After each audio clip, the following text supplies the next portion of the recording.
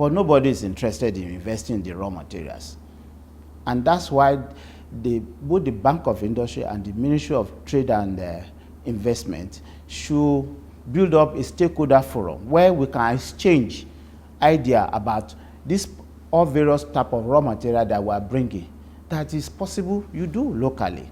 That suggests to me that there are business opportunities within your sector for people to tap into raw materials that you would need. Can you tell me more about what these raw materials are and how we can get to bridge this gap? One major raw material that most meter use is copper. All the transformers we are using in meter, they are all made of copper. All the shunts, they are made out of copper. All the CTs, all the relays, they are all copper made. Beside that, all other components like transistor, resistor, they are all made of from silicon.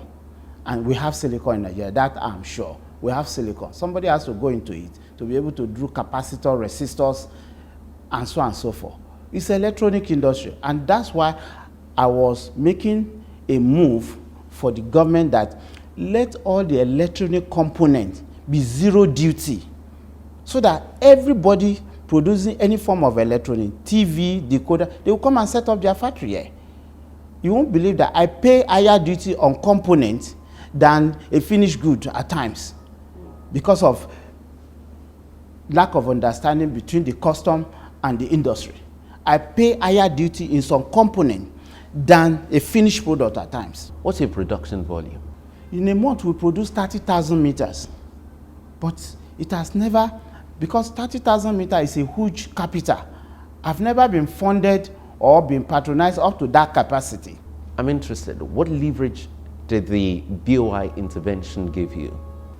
All the money got from Bank of Industry were used to procure machineries. All the machineries that you see in this compound were procured with Bank of Industry money. And perhaps we do a lot of training. One thing about designing, it requires a lot of intellectual knowledge that you need to keep training and training, seminar upon seminar, courses upon courses, because that's the only way you abreast yourself with the reality and the new technology in vogue. Most of the time, I send my staff outside, and that's why I'm advocating for compensation for research and development, because for us to keep developing abreast of what is good, the best global practices, it means we are doing something that is commendable on behalf of the country. And these are money we're supposed to spend on research and development that we're using for training and every other thing. So we deserve more compensation by even patronizing us, because patronizing us, engage us, whatever profit we have there, we use for training.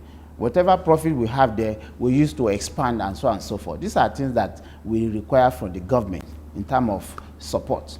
The Bank of Industry is really interested in the number of jobs that the companies or organizations that the fund generate.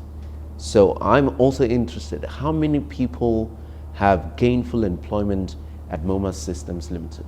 Our takeoff is about 300 under one single shift.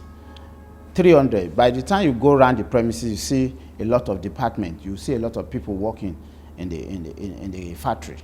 And if we double the shift, it means we can go up to 500 personnel. Leaning on your 4 to 5 year experience with the Bank of Industry, are there things you would say you're not really satisfied with in terms of the services of the Bank of Industry, and that you'd like to be part of your feedback, your honest feedback to the bank? Any things you'd really like them to work on? Yes, I think it's an oversight on the part of the generality of financing any industry, not protecting the market, because financing anybody to produce any product and now facing the competitiveness of importing all kind of things, it becomes a major challenge, considering all other local challenges that each factory has, like electricity, like labor, and so on and so forth. So if Bank of Industry is funding any form of factory, including somebody like ours, they should try as much as possible do an advocacy to protect the market for them. It's very, very crucial, because that's the only way their investment will not go into jeopardy. Mr. Kola Balogun, thank you for coming on BOI Weekly. It's a pleasure, Kayode. Thank you, it's a pleasure. Thank you. The agricultural sector due to limited processing and preservation capacity. This results in high food prices and food importation, with its attendant effects on the nation's foreign reserves. To enable Nigerians optimize the benefits from the country's vast agricultural products such as cassava, oil palm, rice, tomatoes, and others, the Bank of Industry has launched a 5 billion naira cottage agro-processing fund, the CAP Fund.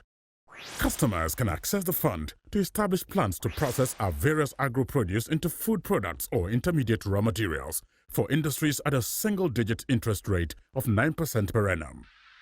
For more information on the CAP Fund, please visit www.boinigeria.com/capfund. Bank of Industry, developing Nigeria's agro-processing industry through the CAP Fund. That's where we'll wrap it all up on the program today. Many thanks for watching. But remember that you too can get support from the Bank of Industry. The first step would be to visit any of their branches closest to you or visit their website. It's boi.ng. If you have any questions, feel free to tweet at me at KAY Don't forget that you too can also apply for loans online. Simply download the BOI SME Loan app from the Google Play Store and follow the instructions. I'm Kayode Alayande. Bye now.